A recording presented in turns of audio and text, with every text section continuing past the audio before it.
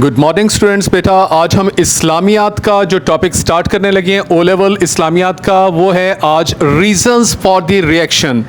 क्योंकि अब आपने ये देख लिया है कि नबी सल्लल्लाहु अलैहि वसल्लम ने डिक्लेरेशन ऑफ द प्रॉफिटहुड कर दी है एंड अब कुरैश वाले उनको अपोज करना स्टार्ट हो गए हैं। तो अब हम ये पढ़ने लगे हैं कि what are the reasons behind the opposition, यानी वो क्यों ये कर रहे हैं। तो ज़रा ध्यान से, इसके लिए आपके लिए ये सबसे पहले एक टिप है कि reason should be explain from the Meccan point of view, यानी आपने अपने आप को मक्का वालों की जगह पे रख के देखना है कि आखिर आपको प्रॉब्लम क्या आ रही है नबी सल्लल्लाहु अलैहि वसल्लम से, तो आप जिन वजूहात से उनको अपोज कर रहे हैं। तो ये हम पहली रीज़न पढ़ने लगे हैं, रिलीजियस कॉजेज़।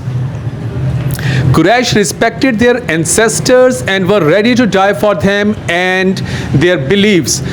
जो कुरैश वाले थे वो अपने आबाओ अजदाद की बहुत ज़्यादा इज्जत करते थे, चाहे वो ज़िंदा हों या चाहे वो मर चुके हों, यानी बाप दादा जिनको कहती हैं। And were ready to die for them and their beliefs, और वो अपने आबाओ अजदाद के लिए कट मरने को भी तैयार थे और अपने एतकादात यानी जो भी उनका मज़हब था उसके साथ वो बहुत ज़्यादा फर्म थे।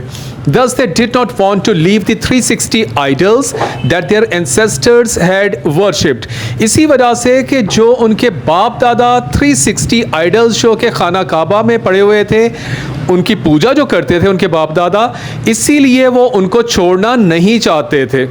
When Muhammad sallallahu alaihi wasallam told them that their ancestors were in grave trouble because of the polygamy and idol worship, जब नबी सल्लल्लाहु अलैहि वसल्लम के ऊपर नबूवत आई और नबी सल्लल्लाहु अलैहि वसल्लम ने उन लोगों से कहा कि आपके बाप दादा जो इस वक्त कब्रों में जा चुके हैं, उनको कब्र के अंदर काफ़ी मुश्किल हालात का सामना है और वो इस वजह से है कि वो एक से ज़्यादा खुदाओं की पूजा करते होते थे।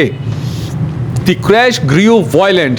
जब कुरैश ने ये सुना तो वो बड़े गज़बनाक हो गए, गुस्से में आ गए, क्योंकि वो अपने बाप दादा के खिलाफ नहीं सुनना चाहते थे। Even though Quraysh believed in prophets, they suspected that Muhammad sallallahu alaihi wasallam only sought glory and power for himself by becoming the king of the Arabia through religion। हालांकि जो कुरैश वाले लोग थे वो नबियों के ऊपर यकीन रखते थे, लेकिन इसके बावजूद उनको नबी सल्लल्लाहु अलैहि वसल्लम पर यह शक था कि शायद ये शख्स जो हैं ये नौज़बिल्ला झूठ बोल रहे हैं, इस वजह से कि शायद वो मज़हब के ज़रिए बादशाह बनना चाहते हैं और बाकी सरदारों को उससे ऊपर आना चाहते हैं, यानी उनको ये शक था। जी बेटे, नेक्स्ट हम पढ़ने लगे हैं reason that is moral causes. Islam and Quraish moral values पर डायमेट्रिकली ऑपोजिट। इस्लाम की और कुरैश वालों की जो मॉरल वैल्यूज़ थी वो एक दूसरे से बिल्कुल मुख्तलिफ थी। Islam preached modesty while the Quraysh were used to lavishness। इस्लाम तो ये कहता है कि बड़ी मतलब मुनासिब से तरीके से ज़िंदगी गुजारो, ना ज़्यादा बहुत ज़्यादा शो ऑफ हो और ना ही बहुत ज़्यादा डाउन टू अर्थ हो, यानी मुनासिब तरीके, that is called modesty. while the Quraysh were used to lavishness, जबकि कुरैश वाले बहुत ज़्यादा ऐशो इशरत की ज़िंदगी के शौकीन थे। Islam promulgated equality of the men and women while the Quraysh treated their women like chattels। इस्लाम जो था वो मर्द और औरत की बराबरी पे यकीन रखता है कि मर्द और औरत बराबर हैं, जबकि कुरैश वाले औरतों को जानवरों की तरह और अपनी ख़रीदी हुई चीज़ों की तरह इस्तेमाल करते थे। इस्लाम enjoined loyalty to one faith। इस्लाम कह रहा है कि एक अल्लाह पर यकीन रखो, while the Quraysh wanted loyalty only to their clan or tribe। जबकि कुरैश वाले अपने कबीले और अपने उनके ख़ानदानों के साथ मुखलिस थे, वो मतलब इतने ज़्यादा अल्लाह के ऊपर यकीन नहीं रखते थे। तो बेटे उनकी मतलब मॉरल वैल्यूज़ एक दूसरे के ऑपोजिट थी, इस्लाम की और कुरैश वालों की। ये भी एक रीज़न थी जिसकी वजह से वो नबी सल्लल्लाहु अलैहि वसल्लम की मुखालफत कर रहे थे।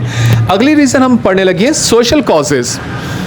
The class conscious rich Quraysh could not reconcile with the slogan of the equality of all the humans। क्योंकि जब इस्लाम आ गया और नबी सल्लल्लाहु अलैहि वसल्लम तो अब ये कह रही हैं कि तमाम लोग बराबर हैं, चाहे कोई गरीब है और चाहे कोई अमीर है। और नमाज के अंदर भी ये देखने में मिल रहा था कि चाहे कोई अमीर है चाहे कोई गरीब है, वो एक ही सप में खड़ा होकर नमाज पढ़ रहा था। ये चीज़ कुरैश वालों को हज़म नहीं हो रही थी, क्योंकि कुरैश वाले इस चीज़ों के आदी नहीं थे। वो कभी भी ये चीज़ मान ही नहीं रहे थे कि सब लोग बराबर हो सकते हैं। इफ इस्लाम रूल्ड, क्योंकि इस्लाम अगर ताकत में आ जाता, the high and the low, the master and the slave, the rich and the poor, all would be on the equal footing. तो उनको ये डर था कि अगर इस्लाम ताकत में आ गया तो चाहे कोई अमीर है, चाहे कोई गरीब है, चाहे कोई छोटा है, चाहे कोई बड़ा है, चाहे कोई आका है, चाहे कोई गुलाम है, वो सब बराबर हो जाएंगे। इस डर की वजह से भी वो इस्लाम और नबी सल्लल्लाहु अलैहि वसल्लम की मुखालिफत कर रहे थे। जी बेटे, नेक्स्ट आपके पास जो रीजंस आने लगी हैं, that is political causes. The most powerful clan of the Quraysh ruled Mecca, क्योंकि उस ज़माने में, जिस ज़माने की ये बातें हो रही हैं, उस वक्त कुरैश का जो सबसे ताकतवर कबीला था वो मक्का के ऊपर हुकूमत कर रहा था। At that time Banu Makhzum ruled with the help of Banu Umayya. तो ये दो कबीले थे, बनु मखसूम और बनु उमैया, ये दोनों कुरैश के कबीले थे। ये दोनों मिल के मक्का के ऊपर हुकूमत कर रहे थे। Islam wanted a capable and competent man to rule the kingdom, not a tribe. लेकिन जब नबी सल्लल्लाहु अलैहि वसल्लम के ऊपर नबूवत आई और इस्लाम आया, तो इस्लाम ये कह रहा था कि अब कबीले हुकूमत नहीं करेंगे, अब जो काबिल होगा, जिसके अंदर एबिलिटी होगी, वो हुकूमत करेगा। उन्होंने जब ये सुना तो वो डर गए। उन्होंने कहा इसका मतलब है ये हुकूमत तो हमारे कबीले के हाथ से फिर निकल जाएगी। तो ये भी एक रीज़न थी। If Islam was allowed to expand, क्योंकि वो ये सोच रहे थे कि अगर इन लोगों ने इस्लाम को बढ़ने दिया, the present Meccan rulers would no doubt have to relinquish their rule. तो इन हुक्मरानों को अपनी हुकूमत से हाथ धोना पड़ जाएगा। They had an intense fear of power shifting from their hands into the hands of the Muslim. और वो इस चीज़ से बहुत डर रहे थे कि ताकत यानी हुकूमत इनके हाथों से निकल के मुसलमानों के हाथ में चली जाएगी। That is why the ruling tribes were the most hostile towards the Muslim. यही वजह थी कि ये बनु मखसूम और बनु उमैया के जो कबाइल थे, ये ख़ास तौर पे मुसलमानों के ख़िलाफ़ थे और बहुत ज़्यादा इन्होंने जुल्म करना शुरू कर दिया था। In ancient times, politics and wealth went hand in hand. The leading families feared that the loss of the political power would means loss of the wealth. क्योंकि उस ज़माने में जिसके पास ताकत होती थी, सारा पैसा उसी के पास होता था। तो वो इस चीज़ से डर रहे थे कि अगर हुकूमत चली गई तो इसका मतलब है हुकूमत तो गई, साथ ही पैसे का जो आ रहा था वो भी सिस्टम ख़त्म हो जाना था। तो इन वजूहात की वजह से वो नबी सल्लल्लाहु अलैहि वसल्लम को अपोज कर रहे थे। जी बेटे, नेक्स्ट रीजंस आप पढ़ने लगे economic causes. By talking about the social justice and equality, Muhammad सल्लल्लाहु अलैहि वसल्लम struck at the roots of the big business, big finance and monopolistic economy and other facets of the capitalist mercantile practices.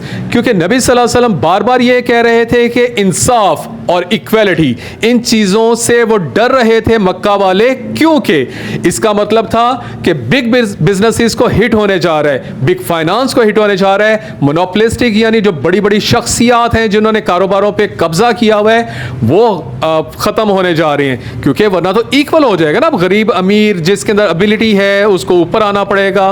तो ये मतलब इस चीज़ों से वो डर रहे थे कि सारे का सारा कारोबार ही ख़त्म होने जा रहा है। The city state of Medina now in Muslims control lay on the route of the annual grand caravans of the Quraysh।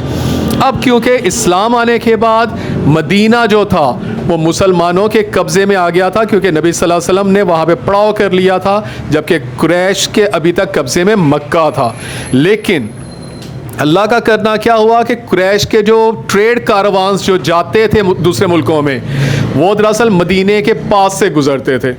अब मदीने के ऊपर मुसलमानों का कब्जा हो गया हुआ था। अब इससे आगे देखें कि क्या होने लगे। This trade route was the lifeline of the Meccan economy.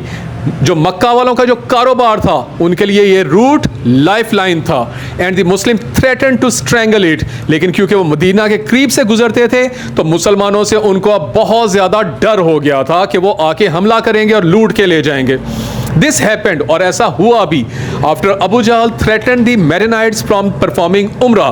क्योंकि अबू जहल ने जब मदीना वालों को धमकी दी कि हम तुम्हें उम्रा नहीं करना देंगे, क्योंकि उम्रा खाना काबा में होता था ना उस वक्त, तो मक्का जो था उस वक्त कुरैश के कब्जे में था, तो अबू जहल उनका सरदार था।